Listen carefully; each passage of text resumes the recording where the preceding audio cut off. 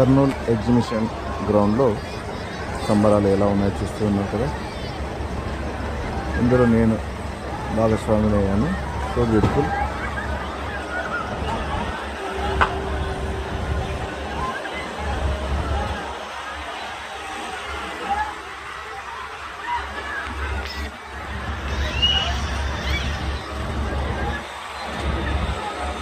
మీద ఆశలు ఉన్నాయంటే